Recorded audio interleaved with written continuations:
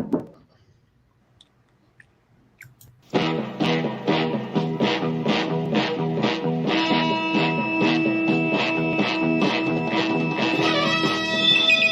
the great hall of the Justice League.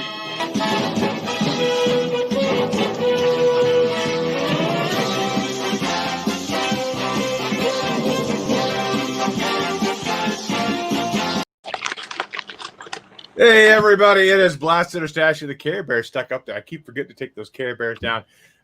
This is Blasted or Stash. The first time catching, what we do is reread comics for the week we like. We stash the books we like. We blast the books we hate. But before we get, I see it's got everywhere now, so I thought I'd go ahead and put a warning out. Just because we have the humor of a 13-year-old doesn't mean that. So warning, some viewers may find our following video disturbing. So your discretion is advised. Also, spoiler warnings ahead. We do talk about the books that came out this week. We do give away plot points. Definitely be aware of that. And before that, let's talk about some t-shirts. You can go to Teespring and get some pretty cool shirts. Mike's just finishing up his pistachios, but you can go get the Pocan Joe shirt over at Teespring, and make sure you go follow us over on the Instagram, Twitter, Facebook, all that fun. Jockio's in the chat. Jockio's in the chat says he finally made it to a live Friday night show. Brother, welcome back. Usually we do a quick rundown of what we've been doing, what we've been watching. For me, I've been started watching Vikings again. I got behind on that. Started watching Vikings again. I'm sure you guys watch that show. I like it when you get behind. Yeah. That's just so disturbing. So disturbing. And Mike's just finishing his nuts up. They salty? They are very salty nuts. Yeah, very salty nuts. What are the movies? I know I watched a couple movies. I can't remember what I watched though. I watched Old Guard on Netflix. Yes, I saw that too. What did you think of it? I thought it was pretty good. I thought it was okay. It's, cliche stuff, but overall pretty good movie. Yeah, they were going to do that. I was surprised when they went with the two of the older guys being a couple. I was like, but it should have been expected because that's what Netflix does. I thought that was a little out of character. Or, I'm sorry, maybe the relevance of it. Like, they seem to kind of twitch a little bit more there. But all in all, I'm not mad at it. Like, it was okay. No, that whole thing about them being a couple, I was like, oh, okay, we're going to do this. But the whole scene was talking about when they were first captured. He said, is this your boyfriend? And he's like, no, nobody's loved me so much. And that was kind of a very heartfelt moment. That was actually kind of cool. Pretty good. So I also watched one episode of Warrior Nun. I'm like, I'm on the fence with that. It's actually funny. Go ahead, Mike. Go ahead, Mike. I love Warrior Nun. I do too.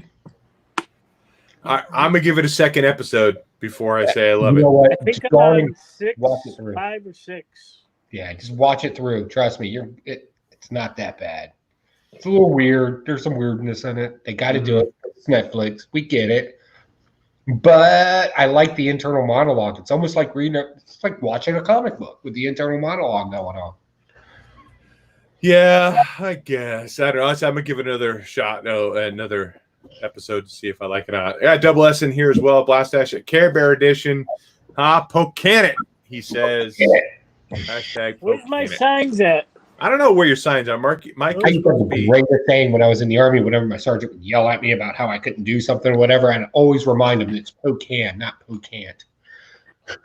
Whiskey dick issues. So yeah, we had a couple of whiskey dick issues last week. A couple soft stashes going on. So let's go ahead and jump into the books this week. I did a review show of what books I picked up I think it was on Thursday. I got a package from Mike. Mike sent me his package. Mike's package is always beautiful. Package? It's beautiful package. Beautiful package. Came in beautifully wrapped. Beautiful. Thanks, Mike. I definitely appreciate that. But I talk about the books that I picked up. So, speaking of that package, I saw that Joker, and it's really hard to find around us. So I said, I'll buy it. I saw it on the shelf. I said, I'll keep it. And then, we started talking about that Wonder Woman. I said, well, I'll just send it to Dave. So, well, I appreciate that. I wasn't sure what was going to pop out at me, like maybe a dead fish smiling or something. You said was about joke, based on Joker War and stuff. So I'm like, oh, great. What's he sending me? Joker underwear? Who knows? You know that Walking Dead thing? What? That Walking Dead thing, the pin. Oh yeah, right here. Yeah. Yeah. That came in my last supply drop box, and I didn't know what to do with it. So I have no clue to what it is even. So Yours now, buddy. Take care of it. Bruce Sayus in the chat too says, "What up, guys?" What's Bruce up, Sayus, Bruce? pretty cool guy. I hung out with him at Rose City. It's been like 3 years ago now, I think. We went and hung out for the day. It was pretty cool to hang out with him. Hoping to hook back up with him again sometime. Now, Mike's infamous package. It was small, but it did the job. That's all I got to say. Look at you hooking up with Bruce, talking about my package. I'm feeling a little left out, bro. All right, I'm sorry. Hey, you got to spend the Corona-cation together. Yeah. Right. I hang out with him like Corona. Anything else you guys watched this week that there's any note or Stargirl, still kind of enjoying that. I magically picked up the issue where it has the Brainwave Sun. I was watching the show, and then all of a sudden the kid became, it worked in. So I was like, oh, wow, that's a key. So I stashed that away. But yeah, I've been enjoying it for what it is. Again, it's late night, just laying in bed till I fall asleep watching. It's pretty good. What about you, Mike? Anything else you've been watching or playing? No. Warrior Nun. I want to finish that before I watch Old Guard. Wasn't something else coming real soon? We got Umbrella Academy and The Boys coming out. Yeah. Maybe I'm thinking of something else, but Jacko agrees that Stargirl's good. Like I said, it's fun. It's like the kids aren't experts, and that's refreshing. It shouldn't be, but it's actually refreshing to see kids make mistakes because that's what kids do. I swear to God, I'm going to come over there and set your house on fire the next time I see that sign. Okay, let's go ahead and jump into the comics this week. Mike, why don't you give us a start? Me? Yeah, you, Mike. I'm feeling extra nice to you, and I want to give you all my goods. Let's go with Venom number 26. Apparently, this was a hard book to find. I think we all got a copy. I don't know about Joe. I know, Dave, you got a copy. This is the first full appearance of Virus. And this one, Eddie and his son are head to the Maker to try to get answers about Dylan's powers. Come to find out that the Maker has his own symbiote, and then Virus attacks, and you get to see a little bit what he's all about. He's on a glider like Green Goblin. A lot of rumors out there saying he's Jack-o'-lantern. A lot of rumors out there saying he's that. I can't think of his name. That Venom, the guy that. What's his name? Not Eddie. I think on the Key Issue Comics they were talking about. Let me look it up while you finish talking about it. Yeah, but they're all at the end of this. They're all sent to the Maker's universe. Blah blah blah. Time travel stuff. This was a stash. I was hoping for a little bit more, but I'll stash it. I really like the father-son dynamic going on in here with Venom and his son. So, Lee Price. Yeah, Lee Price. It's rumored to be him, but didn't Eddie fought Green Goblin during the War of the Realms? Didn't he? Or right around that time? Yeah, he fought him during it. Yeah. And that's when he didn't have the Venom symbiote. He had the powers from the gem or something, or whatever it was. Mm-hmm. What about you, Joe? What do you think of Venom 26? So again, I liked it.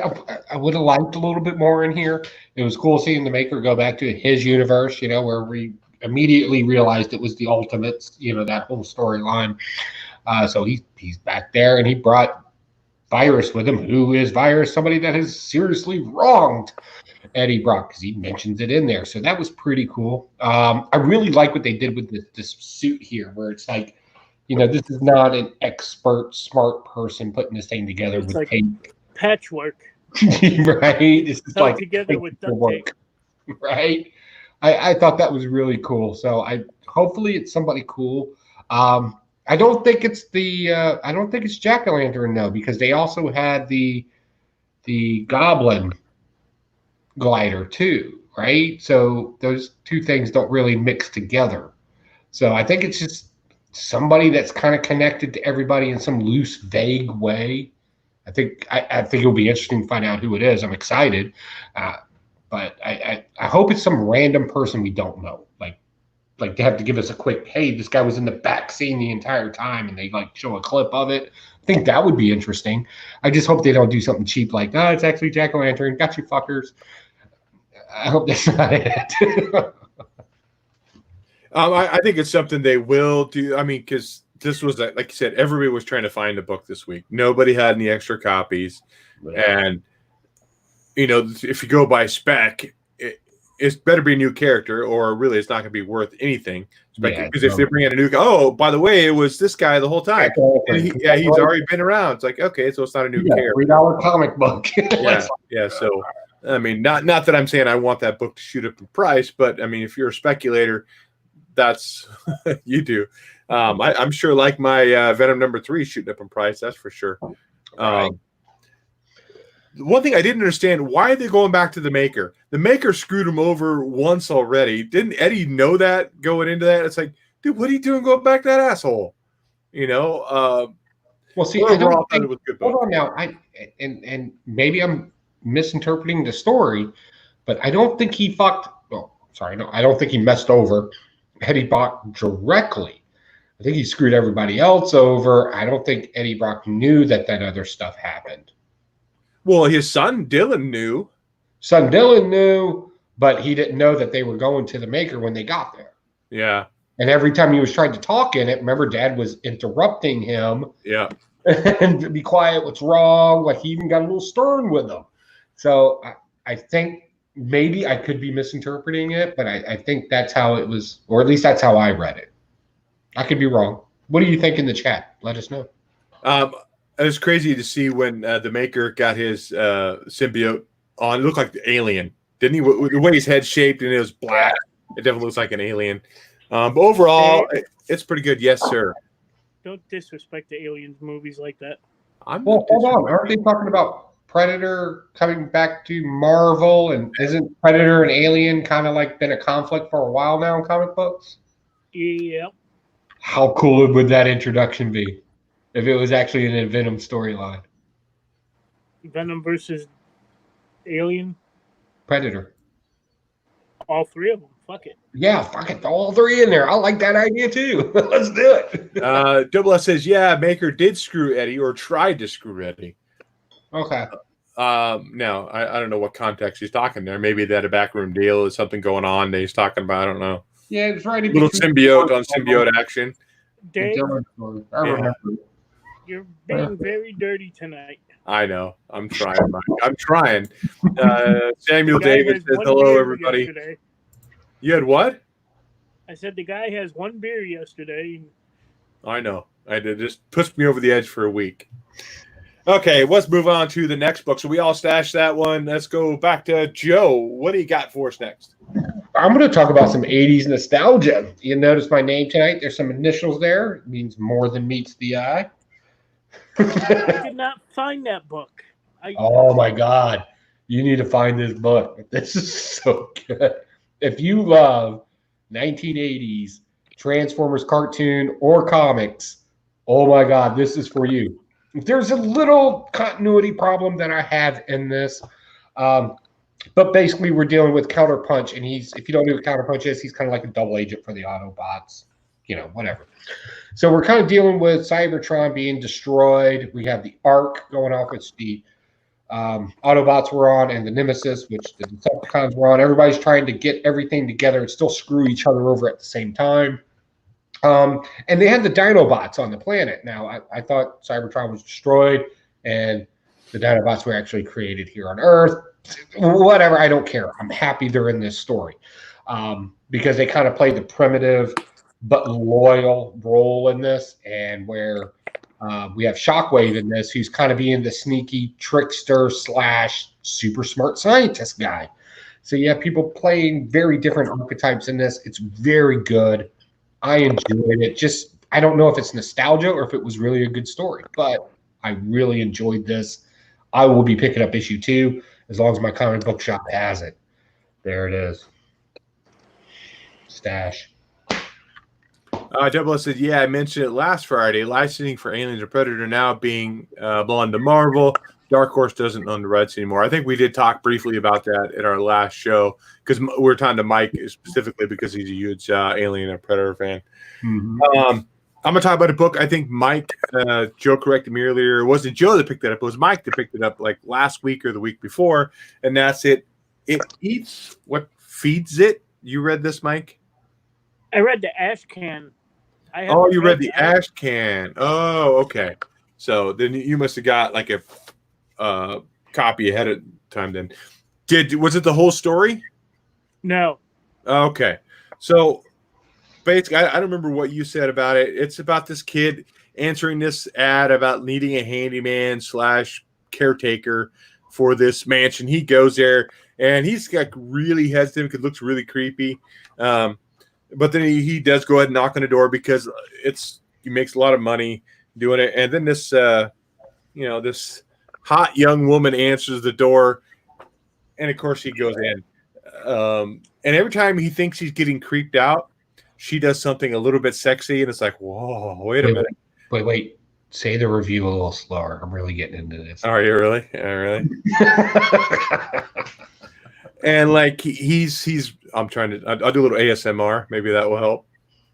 Arch your back a little. Shut the fuck up. So every time he has doubts about like, I don't know, man, this place is really creepy.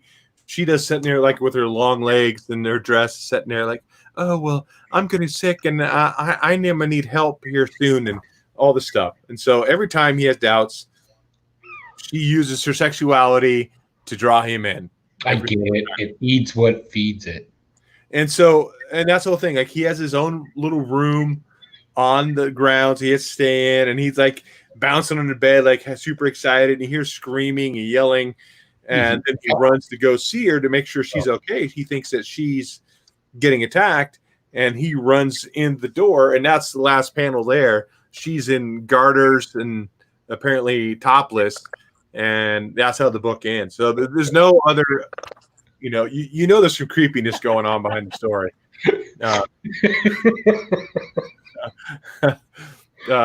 Jack recognized what the background was. Yeah. So there's creepiness in the story. It doesn't give too much in there. Is she an actual evil person? Does she actually kill him and maybe drink his blood? Maybe that's why she's getting sick, that she needs that. Maybe she's a vampire.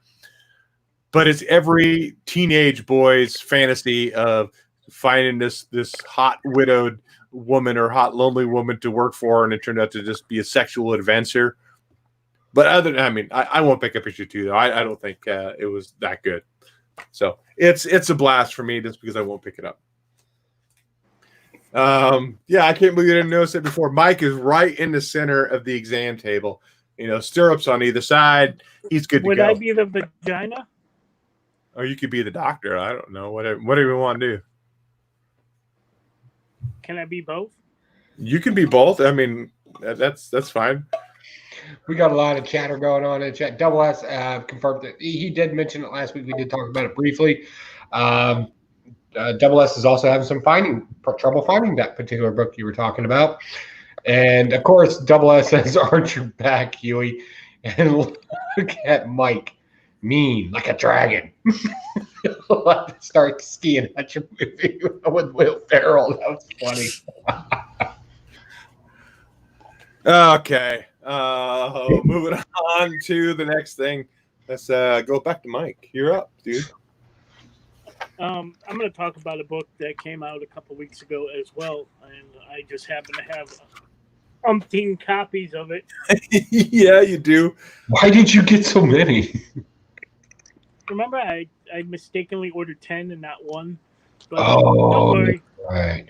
Don't worry. It's going to be worth millions. Millions. Millions. But to let you know, I have never read a Walking Dead book in my entire life. Same. Never read a Walking Dead book. I have a bunch of them. I have a bunch of keys. I have Robert Kirkman's autograph on a reprinted number 1. But I've never read this until this book. So, Dave, I posed to you the question: what happened to Negan? Like, did he die or something? No, in the book itself, he was banned. So, God, what's her name? He killed Glenn, which was Maggie. So Maggie caught Negan outside of the town and had a gun to his head and was going to kill him, but she couldn't pull the trigger. And she told him basically, "You're never to come back here ever again." You know, Negan broke down and started crying, you know, that whole spiel. I don't know all the words that happened, but Negan is alive. He got Maggie let him live. So okay. So, and this one finds him. Negan is more batshit crazy than usual, I guess. He's talking shit to Flowers, and he actually brings the Flowers to a grave, which happens to be the grave of Lucille. He wanders back into his house and finds some girl had broken in there looking for food. Of course, it's an ambush, and they're making him dig his own grave, and zombies attack and kill them all. Blah blah blah. I loved it. I thought it was pretty good. So I love the shovel scene, trying to push the shovel all the way to his spine. Oh yeah. So I'm gonna stash all 10 copies of this book. No, 10 times over. No, you're not. So I really enjoyed it. I should go back and read The Walking Dead. I think Kirkman tweeted out or something. I could be mistaken. Maybe somebody else knows in the chat that there may be some spin-off books with Negan, a storyline with Negan coming out. I'm not 100% sure on that. I think that'd be cool though. Is this like an ongoing series or a limited series? No, that was just a one shot. What is it? You know, at the end, he wants to go find his wife he left for Find dead. his wife. They ended it with, he's going to go find his wife. I don't think it's a one shot, bub. I thought it was a limited series. I will look it up. Joe, what about your next book? What do you got? Well, my next book, I'm going to keep with the 80s. And let's talk about some Snake Eyes and G.I. Joe. So this was surprising. I've been a little weary of G.I. Joe after that thing came out with the kid on the motor scooter and that whole it was stupid. Snake Hunt was good. I enjoyed Snake Hunt. So I was kind of on the fence with this one, so I went ahead and picked it up. So if you like Thor battling some ninja dude, Joe, right? That was cool. And then we get Snake Eyes, Determination, Raw, kind of a story to let you know who Snake Eyes is, just to kind of build the world building, if you will. And they did a great job of it. And then we get Snake Eyes fighting some random ancient evil mummy dude. And it sounds stupid when you say it, but when you actually read it, it was like, oh my God, this is good. So this whole thing is called Dead Game because it is legitimately a game between two people to the death. And I just like it. It's easy to read. You'll blow right through it. Great arc. And we get to see our favorite Joe, the first Joe. And I'm really on board with this. I'm going to pick some more of this up. Highly, highly stashed. And dare I say, pick of the week. Wow. No, according to everything online, it's a one shot. But I thought I heard Kirkman maybe he might move forward with Negan's storyline. I don't know. Mike, did you pick up? Well, actually, I'll talk about it first. Where the hell is it? What the hell is it? Yeah, Snake Eyes Dead Game. I don't know. I was. I can't say that I liked it. The art was. Some of the art was okay, but still, Liefeld cannot draw a gun to save his life after 30 years of being in the comics. What, Mike? Did you see the drawing of Timber? It looks like a fucking raccoon. Yeah, it does. So I mean, at least the feet look okay, but some of the art was just, God, this typical Liefeld art. If you did not pick this up, I will pull up the page with the. Yeah, just go ahead and say, don't pick this book up for the art. Read it. There you go. That's like the gun that Scarlet has running in there. It's like, oh my God, dude! There are tons of photo references for guns out there. You can take that and you can use that photo reference. What's that, Mike? Literally trace Look it. at Timber. Oh yeah, Timber. it's basically a cameo. It looks kind of like Rocket. It's Rocket Raccoon. It's a cameo appearance of Rocket Raccoon in IDW. Yeah, it was interesting to say, it was okay. I don't think it's something I'd pick up any more of. It was just kind of really out there. Story. Because of the art or story, kind of both. Really? Okay. Yeah, I didn't care for the story too much. I course, maybe I read it when I was like almost half asleep when I started reading it. But this, I don't know, him fighting the big mummy, and it's kind of cool with the history part of it. But like I said, some of that art is good though. Jacko and Samuel David said they couldn't even find it at their shop. Oh wow! They had typical Liefeld jaw lines too, or cheekbones. Yeah. Look at that right there. So bad. That's the that was Colonel. The Colonel. Yeah. Yeah. Some of it was like, oh my God, and Roadblock's jawline, dude. Yeah. That's so horrible, so sharp. You could cut with that. So some of it was just atrocious. I love Snake Eyes. I think anybody that's a G.I. Joe fan likes Snake Eyes. He's just like probably one of the number one characters. Mm-hmm. So that's why you pick it up. And my voice just cracked a little bit. I'm going through puberty all over again at 43. It's pretty bad. And my balls are just sucking back up in now. No. Real quick. That was a transition you've never seen in your life. What about you, Mike? Did you read G.I. Joe? I did read G.I. Joe. Hold on. And it sucking balls. It's my new sign. This was close to my pick of the week as well, actually. Really? I really, really, really enjoy this. Like Joey said, the first G.I. Joe is in there. He's being held captive. Snake Eyes, Roadblock, and what the fuck's his name? Tripwire. Infiltrate. They rescue him, and he's like, "Look, some evil shit's going down. Only Snake Eyes could handle it." Snake Eyes goes, and they're resurrecting. His name is Kurgan. Kurgan, some ninja god demon thing, and he wields a sword called the Dead Sword. Dead Sword. They battle. It's pretty freaking good. If you love Snake Eyes, if you even like him a little bit, this is a Snake Eyes book for you. Lots of action. Snake Eyes is a badass. Timber looks like a raccoon, and I'm gonna stash it. Yeah, I would legitimately not be picking this up. Go ahead, IO1 for the jar. I would not be picking this up for the artwork, but I like the story. I want to see what it gets. I have too many signs. I'll throw a couple of them away.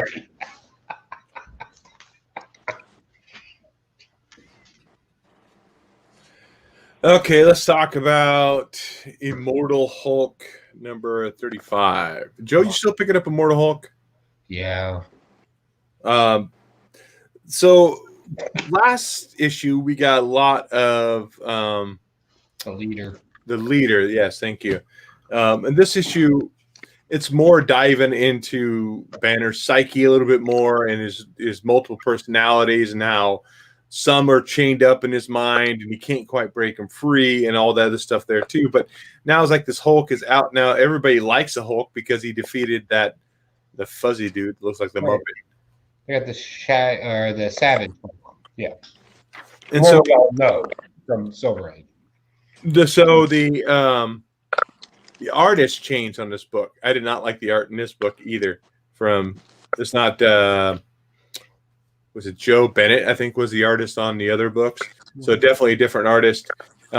He's having conflicts with his personalities inside his head, and it's starting to come out. We got Joe Fix It out there. Bad relationship with Betsy Ross. She doesn't want to transform into human, but he wants to talk to her as human. She's like, no, this is me. This is what you get. She gets pissed off and leave. And then we get this Happy Hulk. The Happy Hulk, who was out on a construction site helping build homes. All I could think of was the Hulk from the 70s comic book talking about Hostess fucking pies. Yeah. That's he's a Happy Hulk. Happy Hulk, like Hostess pies. That's all I could think about in the whole thing. And so now he's the Happy Hulk. He does get pissed off, but then Mr.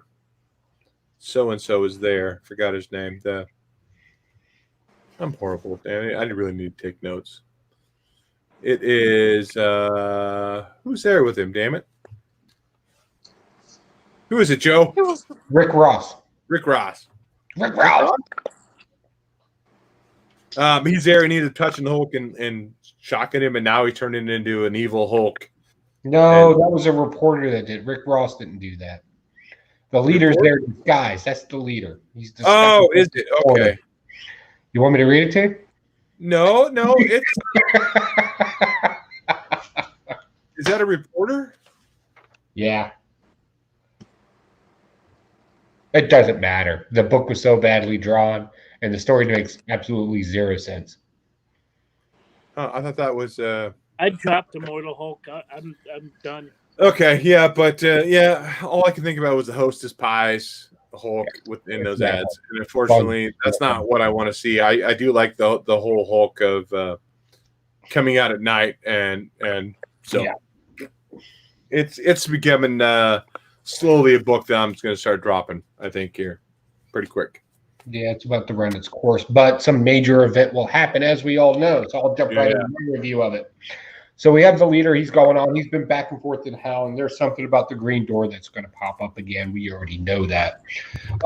In this particular story, we're setting the Hulk up. Devil Hulk is chained up in Bruce Banner's mind, and nobody knows why.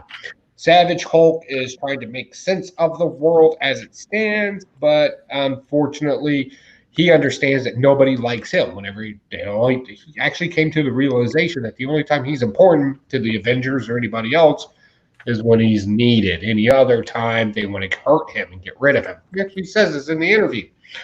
The leader's there. He's manipulating things for some weird reason. We don't quite know, but we know it's him because his eyes keep turning green. That's the color of him. This is, and the whole Betsy Ross thing, Betty. The whole, you need to love me for what I am, being a monster. You're a monster. And he was Bruce Banner at the time. Like, that shouldn't even be a conversation at that point. I'm pretty sure that's walking the lines of bestiality there. Like, seriously, this was just a mess. The last two issues of this have just been a mess. And there will be some Hulk in the next issue, new appearance, reappearance, some great storyline that's going to come, I'm sure. But I'll tell you what, I'm going to read part of the comic book before I buy it next week. And that shouldn't be the case with Immortal Hulk. Immortal Hulk was a great storyline. They had great stuff going. But this is what happens when you have a great story and you end it too soon. You end up with, I'll just make shit up as I go. And that's kind of what happened here. This is a blast for me. See, I thought Rick was the guy with the green eyes. Where does it say that's the leader? Okay, it doesn't say it's the leader. So here, I'll see if I can't find it for you. Because I was thinking that was Rick with him. No, so Rick is actually kind of back there with the Hulk. So I'll turn to the page. Hold on. I'll show you. Still great artwork in here, though. No, it's not. It's not that bad. The rest of it's pretty good. It's clean, at least. Let's see here. I'll find it for you. Because it's the electric part, right? Well, yes, it's the guy. He's like, hey, okay, well, I think we're ready to finish, folks. So Rick Ross is there touching the Hulk, and he gives him a little static shock. The static shock actually came back a few pages before when he was dealing with the reporter. Let me find it. Oh, where's he at? I must have missed something there. Yeah, it's very small on the back panel. So you're right with the green eyes. That is Rick Ross. Okay. Right? Okay. But what he got from because he angered the reporter that asked him all the questions is the leader in disguise. Okay. They gave a hint away because in the background his eyes turned slightly green. Like you got to really look for it. It's weird. Yeah, I must have missed that completely. Trust me, you didn't miss anything. Is garbage book. Okay. Now we're back to Mike. All right. What are we doing? Are we I don't know. reading some books? So last week, I did not blast a single book. Things are about to fucking change. That's what I'm Let's talking go about. with Get it, Mike. Captain Marvel number 17. Did anybody else read this? Mm-mm. No, we predicted that one, bud. Well, I saw Wolverine on the front. Who is the Nexus? Fuck yeah, I'm diving in. So, great cover. Here, I'll show it again. Great cover. So, we open up this one in Captain Marvel's apartment because, why not? Her, Spectrum, Hazmat, Spider-Woman, and Wolverine are playing poker. At least they could have been, playing strip poker. That would make a lot more sense. Kamala Khan, Miss Marvel, the other Miss Marvel, whatever, shows up. And, she's still underage. And, they try to decide what they could do. So they all go to an escape room. If you've never done an escape room, I recently done one with Joey's wife and my wife. They're really a lot of fun. Well, this particular escape room is run by a guy called the Nexus. He has mental powers, and it's one big trap, and blah, blah, blah. Of course, they escape, and they end up going to Applebee's to do trivia. And that is the book. No. You want to go to Applebee's and do trivia? We can do that, buddy. I'll pick you up tomorrow.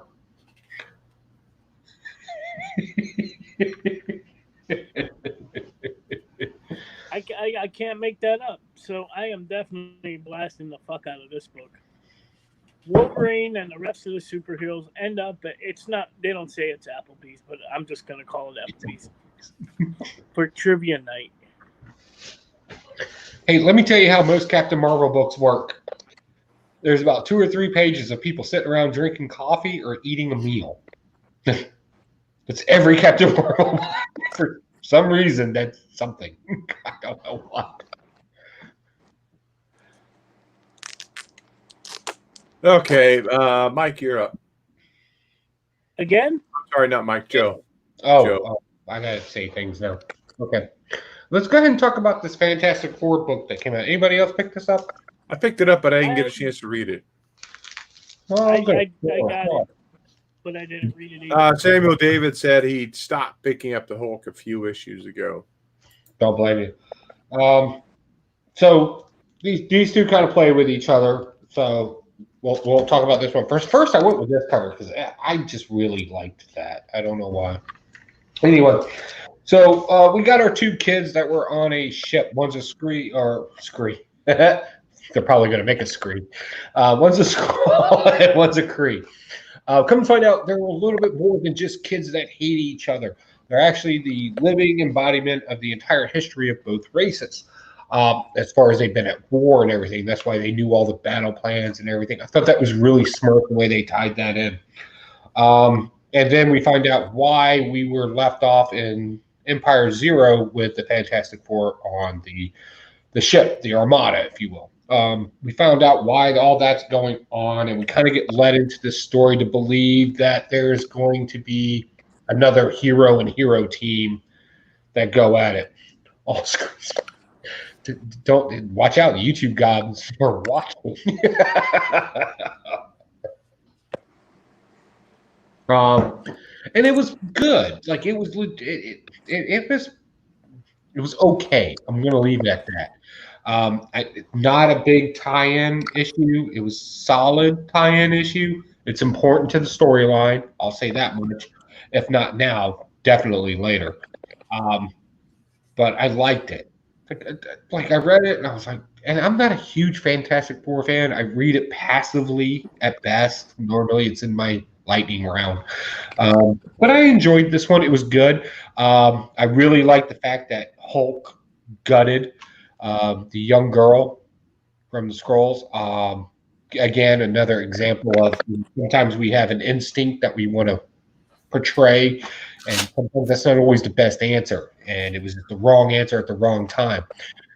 Really sad ending. And I'll be honest, I don't like that. It was really cool seeing Spider-Man call Wolverine Claw Lad. That was hilarious. So we kind of played with emotions in this book where we were funny and we did really sad things. It was just kind of up and down. All in all, I'm neutral with this book. I'm kind of on the fence 50-50 with it because I need the rest of the story, which I read too. So we'll talk more about that when we get to it. So 50-50 until we talk about the other story. Mike, what did you think of Fantastic Four? I haven't read it yet, sir. Oh, you haven't read it? Yeah, I haven't read it either. I was just flipping through it here. I see that Amazing Fantasy 15 homage, though. Yeah. That was pretty cool. Yeah, Wolverine and Spider-Man there. Mm-hmm. Since nobody else read that, we'll move on. I guess we'll talk about Year Zero, number 3. I know, Joe, I've got to send you Year Zero, number 2. Did you read number 3? Or do you Yes, I did. Do you want you start? I can talk about it. Yeah. So basically, just continue on the stories and get a little more detail of these characters. You got the young Hispanic kid. You got the Middle Eastern woman with her group of female femme fatales. You have the Japanese assassin. You have the overweight dude that's in the bunker that's overly prepared, that likes to touch himself now because he's talking to a woman on the radio. It's a little husky. You can see his hands go down into his camouflage pants, going to fondle his boys. But he's making the trek out because she's wanting to meet him and needs his help. So now the people are kind of moving around a little bit more now too, instead of being stuck into one area. Like the Japanese assassin guy's like, thank goodness everything's automated, or I wouldn't be able to get around. He gets on a subway, dispatches all the zombies on the subway, and now he has time to meditate and prepare for whatever his next step is going to be. Overall, I mean, it's a character study of these 5 characters moving forward in this zombie apocalypse.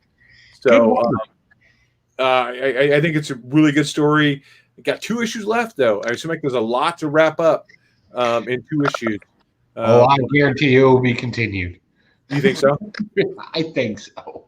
But overall, it's been a really great book. It's just kind of seeing the different backgrounds for different people and how they're surviving in this world. So it's a stash for me for sure. In that Fantastic Four book, Wolverine's the one who stabbed the girl. Yes. Oh, he said Hulk. Oh, yeah. Hulk's not in the book. It was Wolverine. I'm sorry. That's what I was like, what the hell? Hulk's in there. I'm sorry. Yeah, I may have misspoke. Actually, it wasn't even Wolverine. Technically, it was Claw Lad. So we had a first appearance in that book. Yeah. Yeah. Sam, what? Hulk gutted a girl. Did I hear that right? Yeah, you heard it right. Yeah. No, I messed that one up. Sorry. Then he says Year Zero is really good. How about you, Joe? What do you think of Year Zero? I liked Year Zero. I mean, there's some things that just kind of, and again, I don't know if it's me and my personality and way of thinking, or if it is relevant to the book. It's so small, I don't even want to bring it up. But the only thing I had wrong with the book is you had a bunch of women in Afghanistan. Now, I've been to Afghanistan. I understand there's atrocities that happen there, especially with women. I totally get it. And their stories need to be told, no doubt. But during a zombie apocalypse, going to the American University, which, by the way, I lived in the American University for 2 weeks. I know that building. during a zombie apocalypse, stressing out about going to go read some books. And then when they listed off the books that they wanted to read, I was like, yeah, no, not the time and place, right? Like, I'm all about everybody getting educated, finding your own knowledge, and living the best life that you can. I'm all about that. I will support that all day long. But if I threw myself in a zombie apocalypse and you're like, hey, I want to carry 8 books on various religions of the world, I'm going to be like, no, you need on how to shoot a gun, how to make a bow, how to make a knife, it's a zombie apocalypse. Like, just, you had something you wanted to say, and the writer obviously said it. Other than that, honestly, I thought it was a great book. I really enjoy these stories. I like how character focused they are instead of just constant world building on this.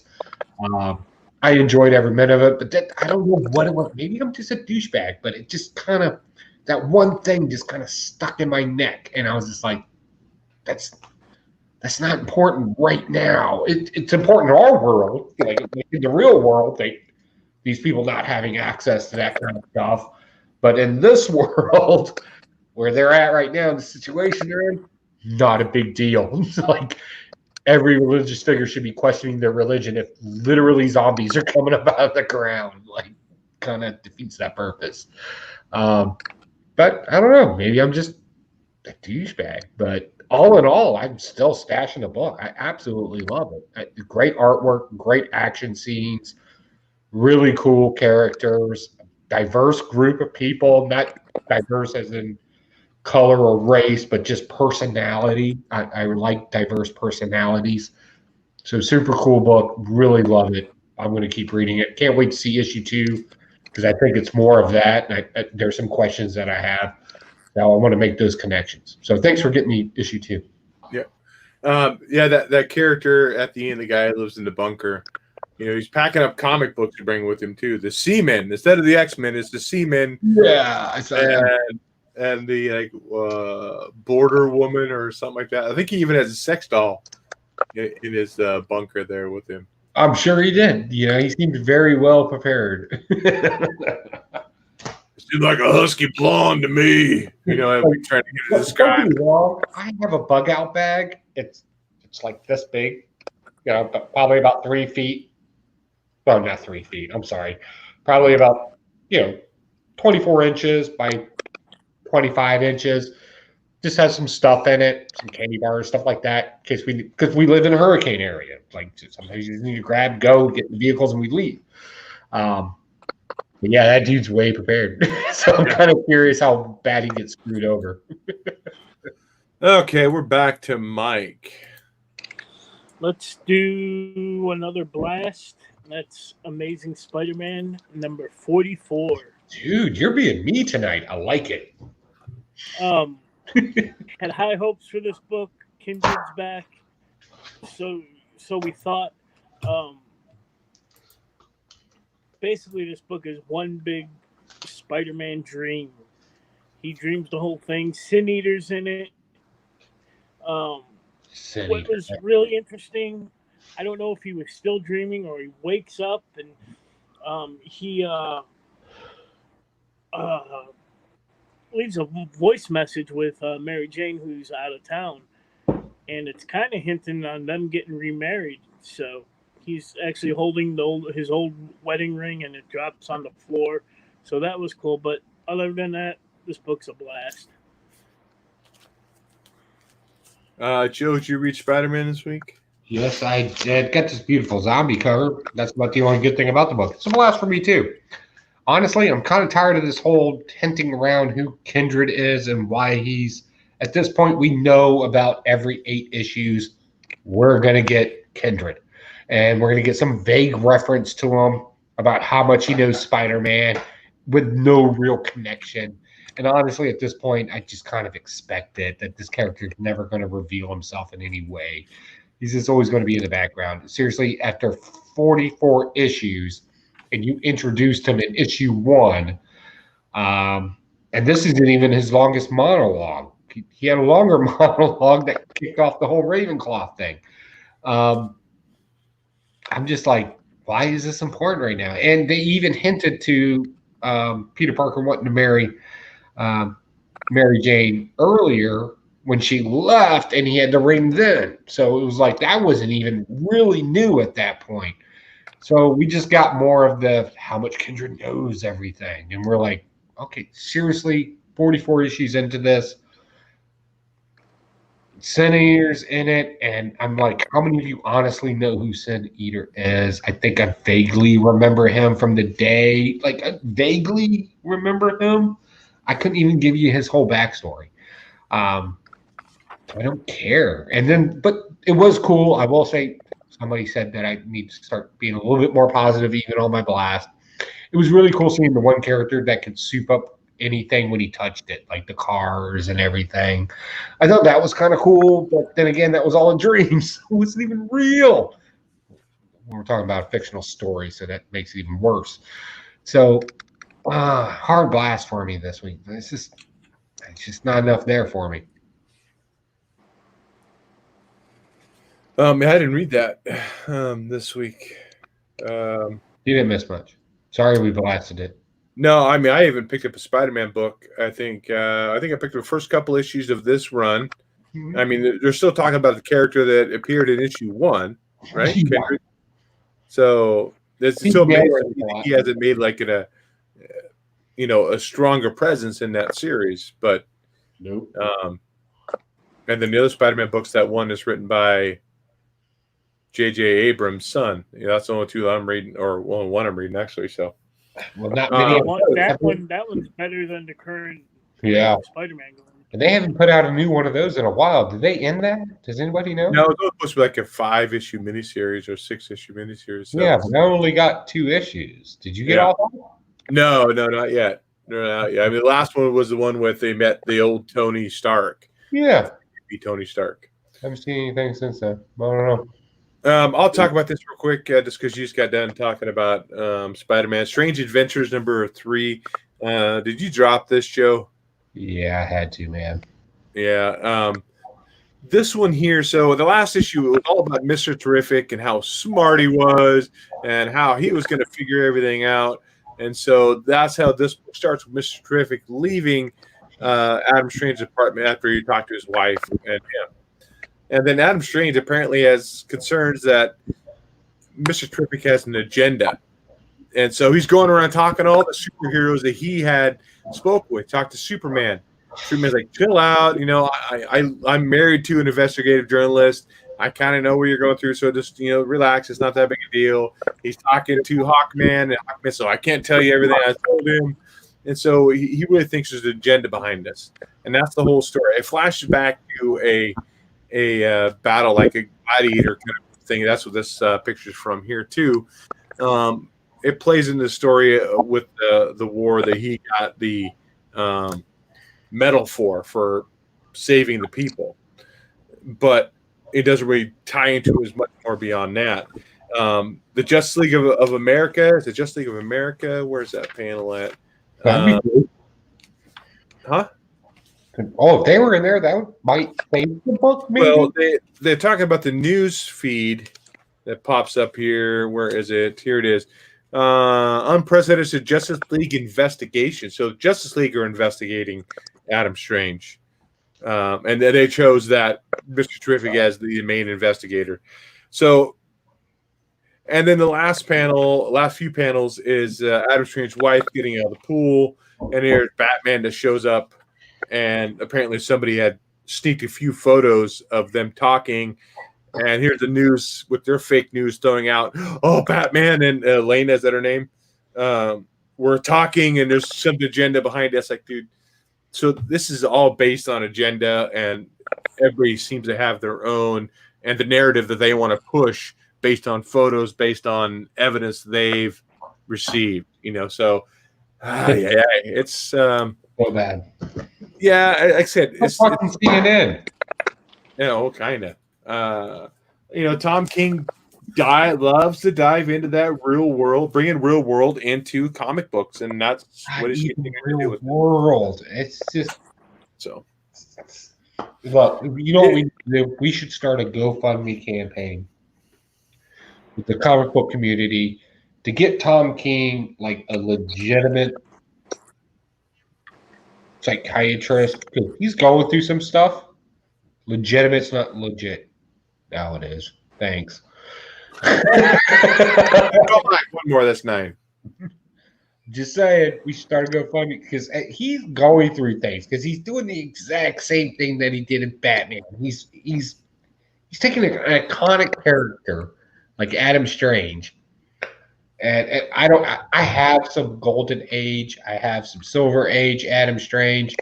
He was more prevalent in the Golden Age era as this fantastic hero that could travel to different worlds, do different things.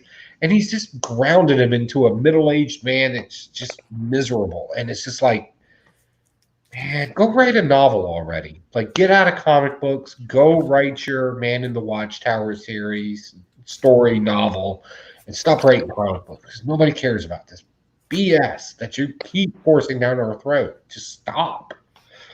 I'm sorry. That's a rant. Tom King, Double S says Tom King hasn't been right with his writing ever since he was on Batman. Yeah, something's wrong with him.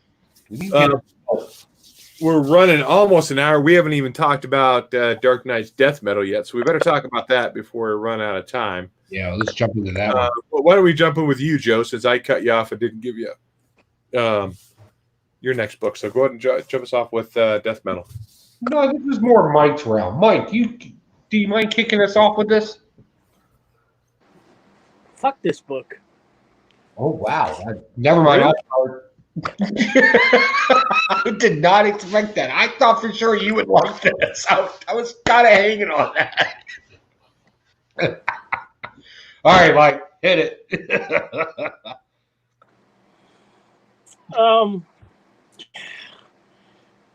This is my whiskey dick issue. Oh, is it? Is that going to be a new thing now? Is a whiskey dick? Is that well? You're the boss. Can we say that? No, well, no. I mean, you guys are talking whiskey dick. It's a Can we soft say whiskey dick all we want?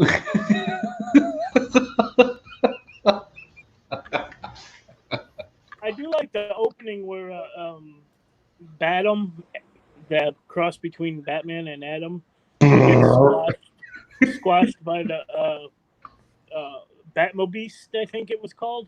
Yeah, the Batmobeast. That was pretty cool.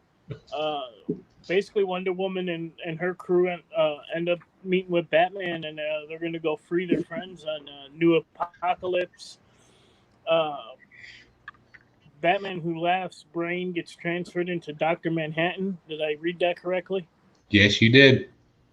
And, yeah. I'm going to keep picking up. Like I said, it's my whiskey dick issue.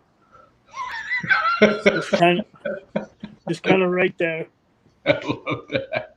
Hashtag whiskey dick issue. What about you, Joe? What did you think of Dark Knights? I liked this one because I guess technically we have a new first appearance, maybe the Darkest Night. Like I don't know how the cameo appearances, because they don't use the word cameo correctly in the comic book community as a whole. We don't use the word cameo correctly, so I don't know if it's cameo or first appearance. I don't know what we call it right now. No, it is what it is. I am trying to get all the 1 in 25s because it's always, some heavy metal scene. I like this, and I shouldn't. Like, I should not like this. I should be reading this, and I should be Mike right now. I should be blasting this and just hating it. But I often have to remind myself that we're in a whimsical world, a heavy metal whimsical world, where we're trying to, maybe we don't understand how things work. So we're in a world where everything's kind of based off Batman because the Joker Who Laughs is based off Batman. All right, fine. As cheesy as that is in some cases, I kind of like it because there is the sternness of Batman is more relevant here than it would be on the other universes. They are playing a little heavy into the whole multiverse and trying to save it again. And that seems to be, first off, it's just very complicated subject matter to try to eat as a whole, much less try to make it enjoyable at the same time without getting too sciencey with it. That's fine. So they try to make it as whimsical as they can. I did like the little nod to Uncle Sam and the human bomb and that whole older groups. I kind of like that little homage. That was pretty cool. It was cool seeing Jonah Hex as a zombie, although he doesn't look much different. He's all face. All in all, I liked the issue. I'm not saying it's my stash of the week, but it was, you know what it was? It was a classic comic. I think that's the best way to say it. I don't think it's a Whiskey Dick issue. It's just a classic comic book where they're just kind of playing with different worlds and they're just kind of playing with different things. The whole putting a brain into a dead body thing, that's classic Golden Age, Silver Age comic books because it just magically makes it happen. But I do like this, I'm going to say, more omniscient Joker who laughs. He's pretty much a god now if we think of Dr. Manhattan in that way. So I'm really cool with that. The whole Perpetua thing, I've been following that storyline since it started. I may have missed an issue or two and I was kind of on board with it. And I was like, okay, I'm just waiting for something cool to happen where she gets put in her place, and then they started messing with dimensions and planets, and things got kind of out of hand. Whatever. But all in all, I'm not angry with the issue. I don't have any serious hang-ups with it. I wouldn't say this is a Whiskey Dick issue because technically it's a first appearance, cameo appearance. A new character's there. Let's say that. So, cool. Let's roll with this. I'll pick them all up just because this was the only DC book I picked up this week. So, yeah. And that's where you're wrong. This is actually a stash for me, too. I enjoyed it. I read through it the second time today because some of the stuff you have to read through twice in order to get all the little pieces in there. And there's still stuff I'm flipping through it right now. I'm like, oh, I kind of missed that little aspect of it. I think I said it with the first issue. I like how they're taking multiple storylines and wrapping them up in here. You got Dr. Manhattan. You got Batman Who Laughed. You got Perpetua. You got all those characters. The storylines are kind of like intertwining together now in this weird world that it's in. There were quite a few funny scenes. The whole thing with the Batman or Batum guy, whatever, getting slinking through the grass like a little lizard and gets his ass run over. Then the whole dad joke with the Battle Beast, and Swamp Thing wearing those funky glasses. So there's a lot of cool little things in there that kind of play for laughs that I enjoyed. I think I called it it's still ridiculous, but it makes so much sense. It's just being heavy metal or whimsically heavy metal. Yeah, definitely. I do like the narration. Like we had that in the first issue too. We had Sergeant Rock, and I think this is Sergeant Rock still narrating in this too, though. But we don't know. Yeah, but the whole thing is, sure, maybe it is smarter math, but it ain't normal fight scout. See the different kind. It's a war of the soul, a war for everything. And that narration in the background. Have you ever seen a movie, The Rundown with The Rock? When he's trying to, and at that very last scene, he's going to that town. There's that Irish guy just narrating the hell out of that. That's what I heard in the background here when I was reading through that. I was like some guy, just totally. Lord, the Lord come down and he says to all. Yeah. So that's what I heard in the background. So it was kind of a cool thing. This is definitely still better than Dark Knight's Metal, the first run that went through. Should make him understand a little bit more. Batman still being kind of secretive like he always is. He has his plan, but he doesn't want to tell everybody, which kind of pisses me off all the time. It's like, dude, just tell people what you're doing, and then they can get on board, and then we can all work together. I'm going to be honest. I kind of relate to that in some way. Like, sometimes I'll put a plan out there, and if I have to explain every single detail to my plan, it means I have no maneuverability in it. Mm-hmm. And I've done this with people before, and it drives them crazy. I'm like, look, I just need you to take care of this part. Well, I don't know how this part works. Or what's the big scheme? Don't worry about the big scheme. Just take care of your lane. Mind your lane. This is what I need you to do. I was put in charge. You voted me. So just do these things.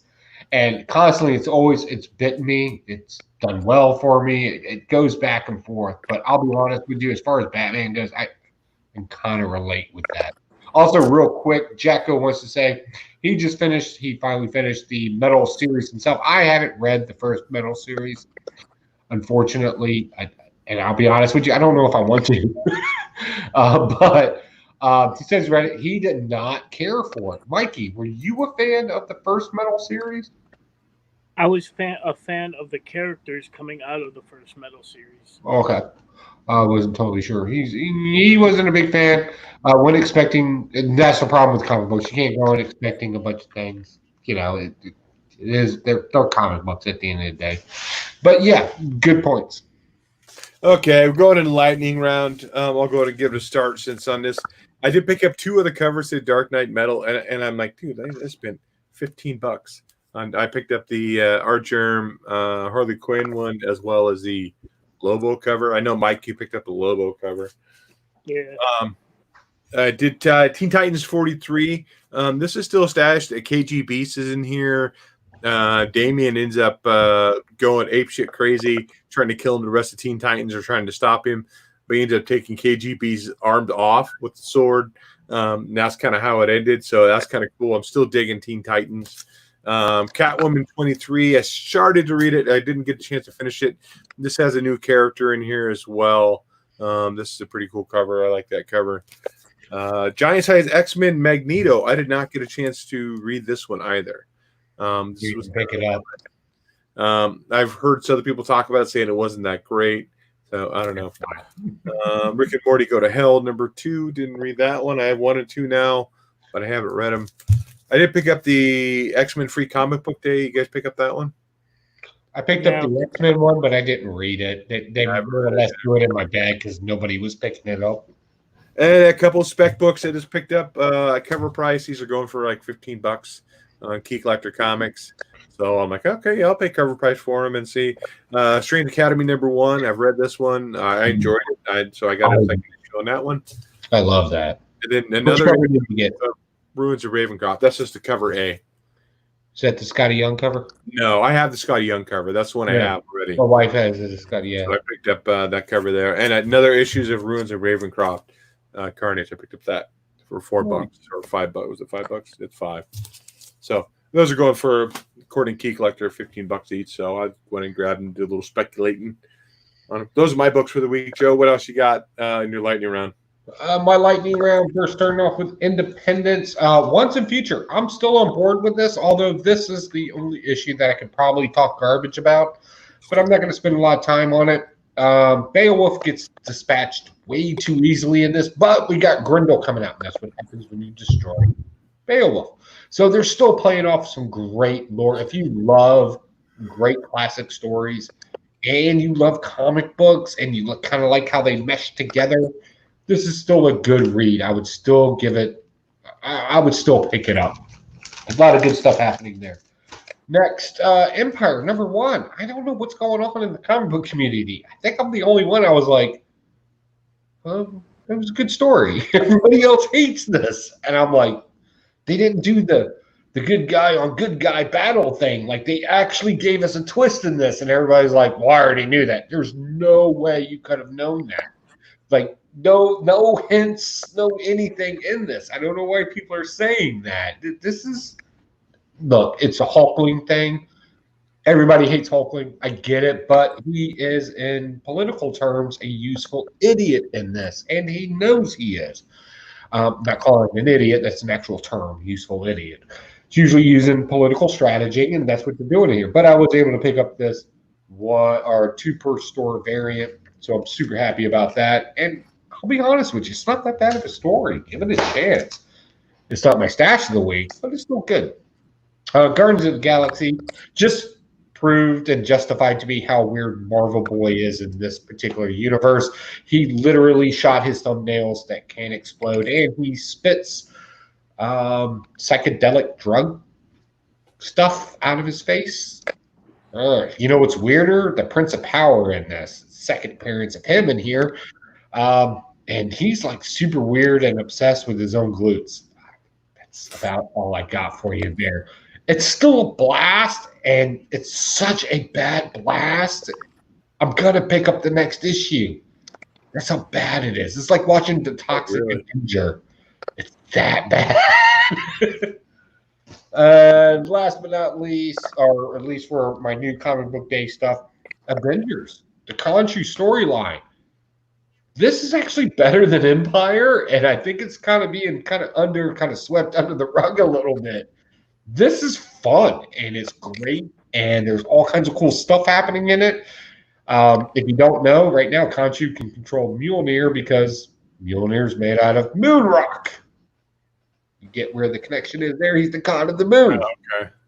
And we get a whole uprising of Khonshu's universe in this. Now, the question is it faith? If you want to get like on the philosophical side, it's an interesting story because is it extreme faith or is it insanity? And that's the great thing about Moon Knight in this. We don't know. We're working through this. This is totally out of continuity of everything else, though. I'll tell you that. Because Black Panther's in here. A lot of his friends have been jacked up. And we're hoping that maybe we'll get a little Captain America action in the next few issues. Limited series.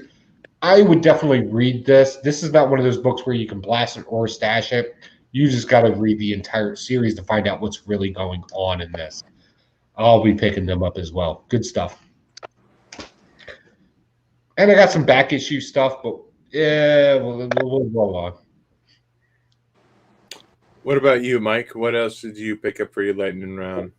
All right, Teen Titans 43. Dave, you already talked about that. Good stuff.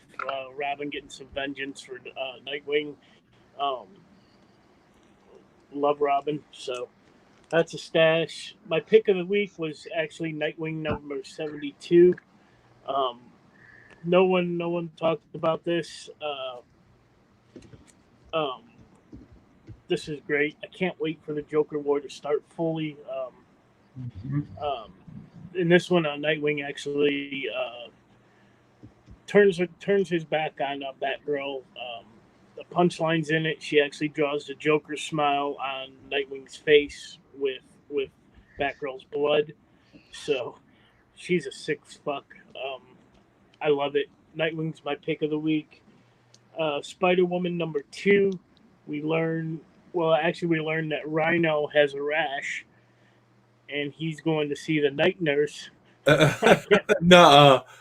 Yeah, I swear to God. Jessica is also going to see the night nurse because she's dying and she wants to know why. We found out why. I'm not going to reveal it in here, but this was a stash for me too. Rhino and Spider-Woman actually fight because all Rhino wants was some ointment. Empire number 1. I said I wasn't going to pick these up, and I found my reason why. This is a blast. I hated it. Avengers number 34, Age of Khonshu Part 2. First one was amazing. This one was boring. I'm blasting this one. That's it for books I read. Books I haven't read yet. I got Fantastic Four 21. I got The Sacred Six number 1. I, Wolverine 2020 number 1. Year Zero, you guys talked about, number 3. TMNT number 106. The Free Comic Book Day Firepower. Magneto.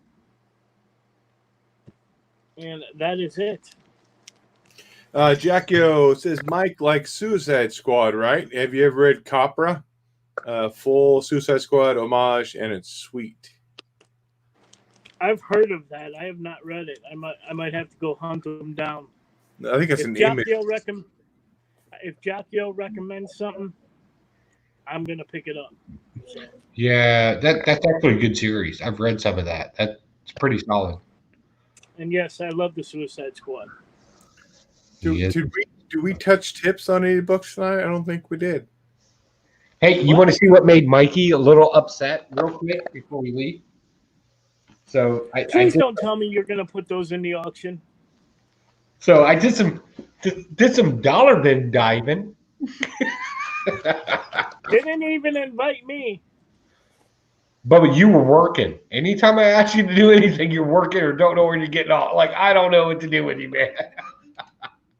All right, so I picked up a Teenage Mutant Ninja Turtles 5 and a Teenage Mutant Ninja Turtles 7 with the wraparound cover for $1 first printings, both of them. Please Wow. don't tell me you're going to put those on the auction. I don't know. What are you going to give me for 'em? What do you want for them right now? You know what's surprising? You're worried about those two. Let me show you what else I picked up before you get all weird about it. So I didn't even show these on Instagram. What number is this? I can't see it now. Batman 118 for $1. I First have that one. the Racer. I have that book. Yeah. I don't Yeah, care about that. I don't care about that.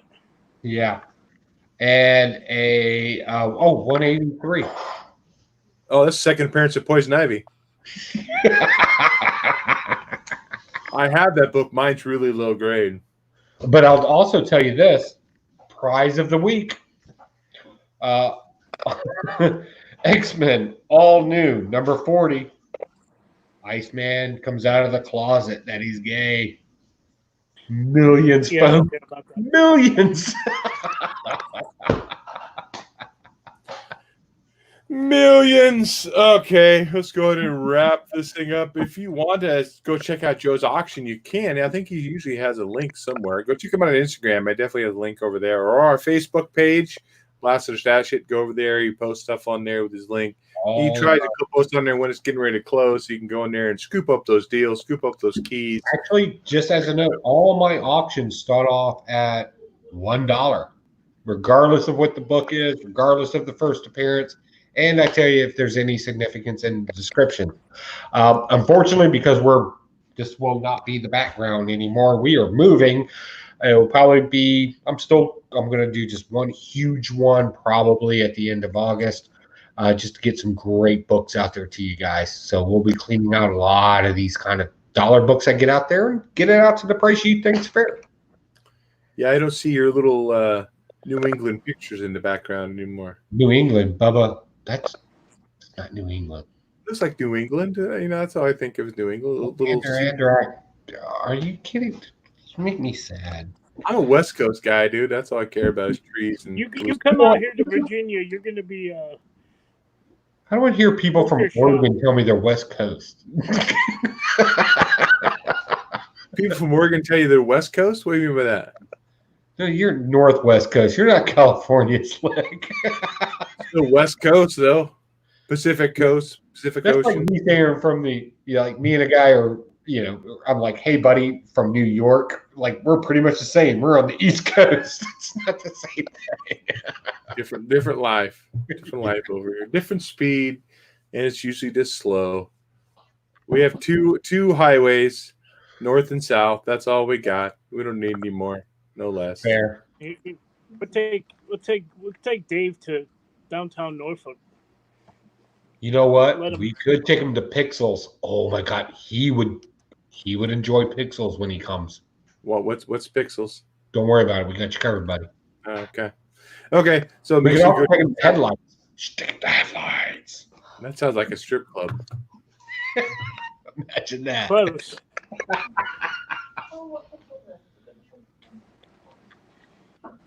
No, but Pixels is going to be a great place. My buddy owns the place.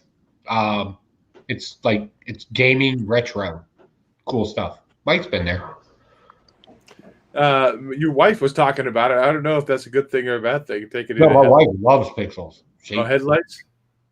No, she loves Pixels, not Headlights. She doesn't like Headlights. What'd she say? Not a fan of Headlights, buddy. That's her first official appearance or whatever on the show. We forgot to Right. talk- That's her cameo. It's a cameo. Yeah. It's a cameo. Just in the shadow, we see the text bubble pop out there. So actually, go check us and follow us on all those social medias and follow us on there. And updates on Joe stuff, updates on what we're doing, all of that fun stuff. Make sure you go check us out on Teespring. And if you can't listen, well, I guess if you're watching this, you don't really care about the podcast. We do the podcast too, the audio version. If Tell you want your to hear friends about the podcast. Say, hey, listen to these guys on a podcast. When somebody's like, oh, I listen to podcasts because I'm sophisticated, be like, oh, you should check out my friends. I have an Apple Watch. Blah, blah, blah. Boom. Blah, blah, blah. I like that. Blah, blah, I blah. have an Apple Watch. Okay, we're gonna go ahead and bounce on out of here. So remember, You guys, have an Apple Watch? I don't have an Apple Watch. You can touch Apple Watches. I don't do No. Apple. I do Samsung. I have a real watch. Okay, whether you blasted, whether sassy, happy reading, and we'll catch you guys next week. Everybody, everybody, everybody.